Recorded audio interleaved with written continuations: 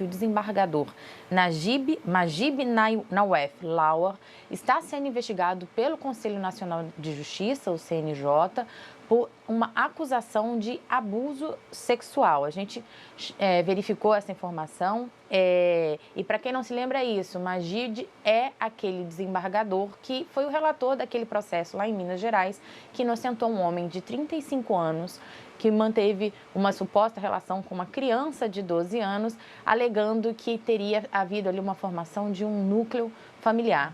O que a gente apurou hoje, Sadi, é que essa investigação está lá, de fato, no CNJ e ela chegou como um pedido de providências. O pedido de providências é um procedimento administrativo, geralmente, quando você tem que fazer algum ajuste, alguma correção interna em algum processo, alguma conduta, mas a depender do que for colhido nessas apurações, esse pedido de providência deve virar uma reclamação disciplinar. E aí sim, Magib pode sofrer punições pelo CNJ. A punição mais alta que ele pode sofrer é a aposentadoria compulsória. Essa é a punição mais alta presente hoje no judiciário, mas o que a gente apurou ali internamente, Sadi, é que há uma tendência pelo afastamento do desembargador. 2 pessoas devem ser ouvidas ainda esta semana. A informação que eu tenho é que seria uma vítima e uma testemunha. Esses depoimentos devem ser colhidos ainda esta semana. Então, o processo deve correr com celeridade lá em Brasília, no CNJ. Em outra frente, o Ministério Público de Minas Gerais recorreu dessa decisão do Tribunal de Justiça de Minas Gerais, que inocentou esse homem de 35 anos da acusação de estupro de vulnerável. Logo mais, o Ministério Público vai dar uma coletiva, vai detalhar esse recurso e a gente traz daqui a pouco para o assinante aqui do Estúdio I mais informações. Andréia. Muito obrigada, Ju. A gente está nessa apuração, né, desde ontem cedo e conversando com algumas fontes do CNJ, também do STJ, me dizendo que, se tudo ficar comprovado e com o decorrer, o desdobramento desse caso, o caminho vai ser o afastamento desse desembargador. Então, vamos acompanhar para ver como vai ser o CNJ. A gente fala tanto... assim, acho que as coisas não são isoladas, né? A gente está falando de uma grande crise do judiciário por motivos diversos. Se você pegar essas peças desse quebra-cabeça, quando você junta, é o judiciário em crise. Esse juiz dizer numa decisão que havia uma relação afetiva entre um cara de 35 anos e uma criança de 12, ele mostra, no mínimo, que ele está perturbado, que ele não tem noção do que seja uma relação consensual, uma relação amorosa com a criança de 12 anos. É uma coisa, não é nem surpresa que tenha acontecido também a acusação contra ele, porque quem pensa assim está doente. Uma doença.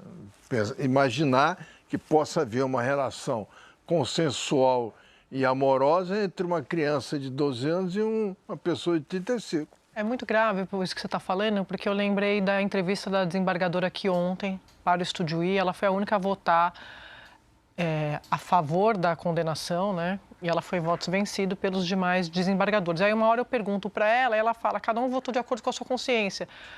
Que desespero! É saber que a consciência desses juízes significa condenar essa menina a essa tragédia. É uma coisa inacreditável que um desembargador possa imaginar uma relação consensual e amorosa entre uma criança e um adulto, né? E assim, isso é normal. É muito claro, o Código Penal existe com esse artigo exatamente para não dar margem a nenhum tipo de interpretação de que o menor de idade, a menor de idade de 14 anos, pode dar algum tipo de consentimento, porque é uma criança. Então, obviamente, você tem ali a realidade daquela criança, uma realidade super pobre. Ela conta ali, né? Ele me levava para sair, me dava cesta básica. Cesta básica para mãe. A situação dessa família, a família inteira condenada a essa tragédia. E aí, eu comecei a receber informação de gente do Supremo e do STJ a respeito desse desembargador, que me trouxe um certo alívio de que Brasília, de novo, falando sempre de Brasília no sentido da política dos poderes, né? As autoridades estão de olho. Porque isso foi chocante para todo mundo, inclusive para eles. Por isso que quando surge essa denúncia, as minhas fontes no CNJ foram as primeiras a dizer isso aqui é motivo já para afastar esse desembargador. Então, é muito impressionante, Flávia, como você não tem... E aí lembro de novo da desembargadora falando do tal do distinguish, que é a distinção, né? Então, quer dizer, o STJ tem um precedente e ela falou, aqui, esse não é o caso isolado. Nós já tivemos outras decisões nesse sentido, porque cada caso é um caso. Mas... Exato, Sadi. É que assim, é até difícil de explicar, porque é tão óbvio. A gente passou o artigo aqui. Não existe nenhum tipo de... não há vínculo. atenuante, não há. A lei é muito clara na direção... Você não tem classificar como estupro. Exatamente. Né? Você não tem um vínculo afetivo, não tem como você caracterizar. Então, me impressiona quando eles dizem, de acordo com as nossas consciências, que triste país que tem como juízes esses juízes com essa consciência. Pois é, uma consciência na direção de penalizar, né, e empurrar para uma situação de vulnerabilidade aguda e de longo prazo, meninas e mulheres, né? Porque não é consciência na direção contrária. Né? O uso da consciência é na direção de naturalizar essas aberrações que já tentaram ser corrigidas com a lei. Num país em que historicamente sofre com violência sexual, sobretudo contra menores de idade, com violência doméstica e familiar, né? E com vulnerabilidade social. O IBGE tem, no fim do ano passado, divulgou os dados de nupcialidade, né, que eles chamam, do censo, e mostrava 34 mil crianças de 10 a 14 anos em união conjugal. A maioria esmagadora, quase a totalidade, meninas, né? Meninas de 10 a 14 anos em situação de casamento. A ONU fala de o Brasil ser o 4º país do mundo em união conjugal infantil, matrimônio infantil, casamento precoce, como queiramos chamar. Então, essa é uma chaga brasileira que a legislação tentou corrigir com a alteração que torna, que chama de estupro, que classifica como estupro, qualquer tipo de relação envolvendo menores de 14 anos. O que faz as excelências no judiciário, em vez de se aproximarem, né, do cumprimento estrito da lei, vão produzindo atenuantes. A ponto, Sadi, ontem, a promotora Fabiana Dalmas Paz, com quem a gente fala muito, né, por envolvida nessa agenda, me mandou uma nota da Comissão Interamericana de Direitos Humanos de abril do ano passado, quase um ano atrás, chamando atenção para brechas que os tribunais superiores, o STJ, portanto, né, em particular, estava abrindo nessas interpretações. Isso. A nota estava 4 casos, então não é isolado. Há uma tendência de suavizar isso, dizendo que já não era virgem, que a família consentiu, como se não houvesse o crime de maus tratos à infância. Né? Desde quando a autorização de pai e mãe livra, né? Que confirma a vulnerabilidade social da família, Merval. O Conselho Tutelar já tinha chamado a atenção para a evasão escolar, para o abandono escolar dessa menina, que é um outro derivado, é uma outra consequência dessa precocidade, né, dessa exploração sexual, abandonar a escola, inviabilizar a autonomia futura dessas crianças, o risco de uma gravidez precoce, com consequências à saúde e a um ciclo vicioso de pobreza, de miséria e de dependência econômica, sobre todos os aspectos, e o indivíduo ainda tinha antecedentes criminais, o que só agrava, né, a situação e torna inaceitável a interpretação do Tribunal de Justiça de Minas Gerais. E quando a polícia chegou na casa com o conselho tutelar, ele estava fazendo uso de drogas. Então, um ambiente que não remete a um lar seguro para uma criança de 12 anos, né? Mesmo que o desembargador acredita num laço afetivo, que eu acredito que está mais para a síndrome de Estocolmo, que é quando alguém submetido a uma situação de abuso acaba até simpatizando ou até mesmo nutrindo amor pelo abusador. Então, como é que você vai saber?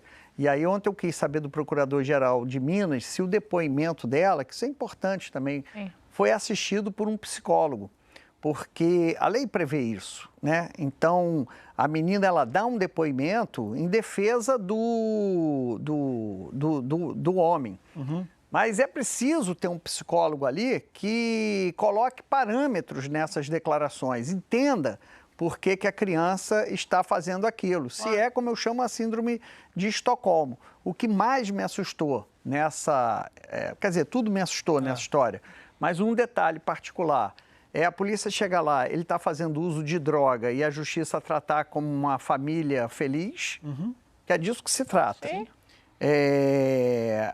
Várias citações ao fato de que ela não era mais virgem. Sim. E que já teve 4 relações sexuais antes dele, ao mesmo tempo que dizia que ele, a alegação de que ele não sabia que o que ele estava fazendo era contra a lei porque ele era analfabeto, pouco estudo.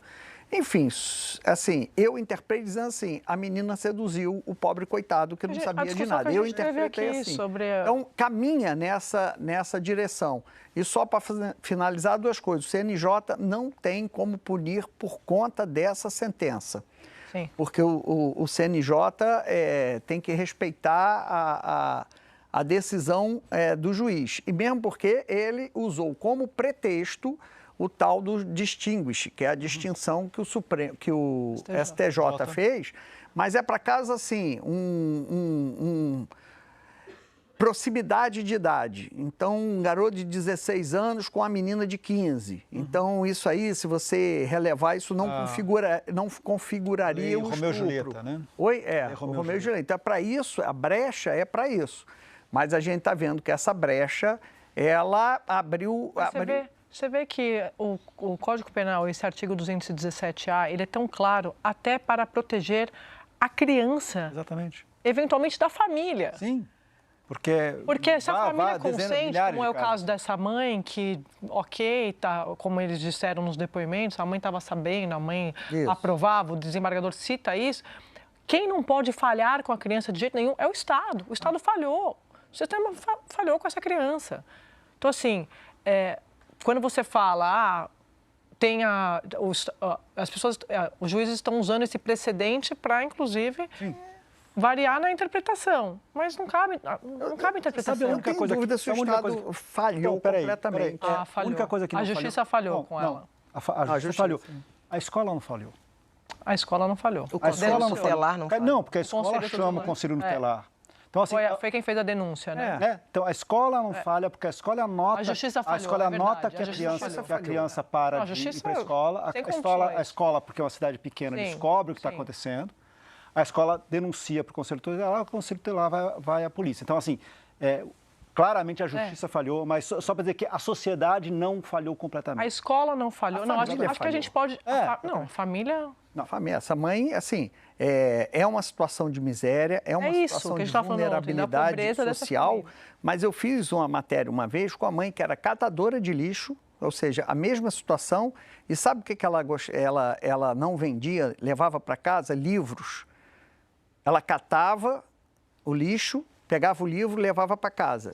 Então, o livro dela, a casa dela era um corredor, a gente fez uma foto, era um corredor a casa dela, no meio de um lixão. E pilhas de livros, e essa menina conseguiu se alfabetizar.